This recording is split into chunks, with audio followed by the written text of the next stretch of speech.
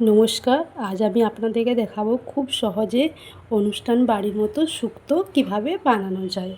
তার জন্য আমি কী কী উপকরণ নিয়েছি। প্রথমে একটা মাঝারি সাইজের আলু কেটে নিয়েছি, দুটো উচ্ছে নিয়েছি, একটা বেগুন নিয়েছি, একটা কাঁচকলা নিয়েছি, একটু পেঁপে, একটা গাজর, কিছুটা সজনে ডাঁটা, একটু বিনস নিয়েছি।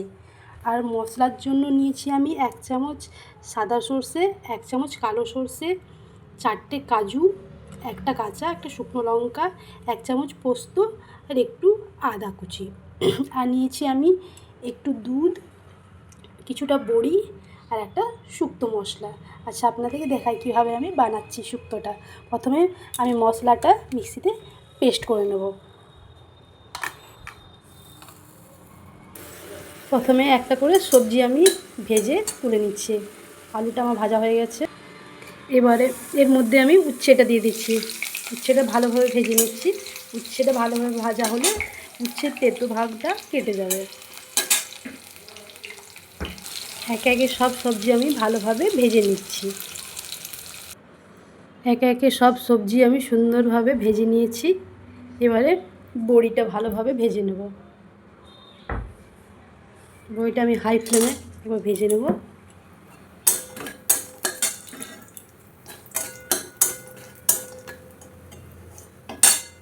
সব সবজি আমার সুন্দরভাবে ভাজা হয়ে গেছে। এবারে আমি কড়াইয়ের তেল গরম হয়ে গেছে। এবারে রাঁধুনি ফোড়ন, কালো জিরে দিয়ে দেবো আর একটু তেজপাতা।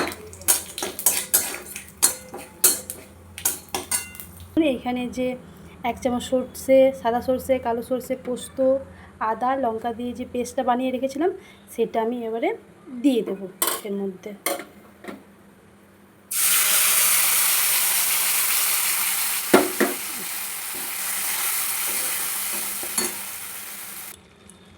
এবারে আমি এই মশলাটার মধ্যে 1 চামচ লবণ দিয়ে দেবো।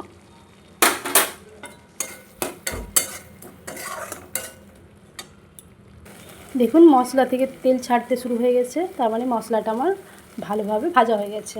এবারে এই মশলার মধ্যে এই যে ভেজে রেখেছিলাম সবজিগুলো, এগুলো সব দিয়ে দেবো।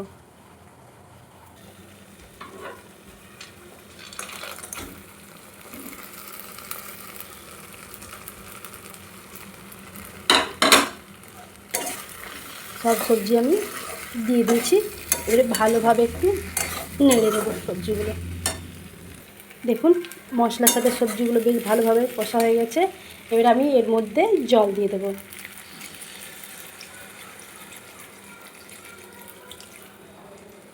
যাতে সবজিগুলো একটু ভালোভাবে সেদ্ধ হয়ে যায়। দেখুন সবজিগুলো আমার 80% সেদ্ধ হয়ে গেছে। এবারে আমি যে দুধটা রেখেছিলাম, দুধটা আমি দিয়ে দেবো শুক্তোর মধ্যে।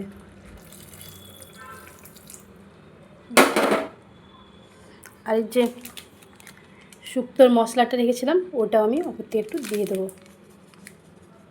ব্যাস হয়ে গেছে। দেখুন শুক্তো রান্না আমার কমপ্লিট। এবার ওপর থেকে ঘি ছড়িয়ে নামিয়ে নেব।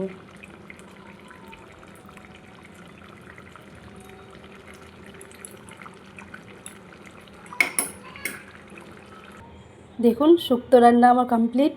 আপনারাও বাড়িতে এইভাবে শুক্তো রান্না করে দেখবেন।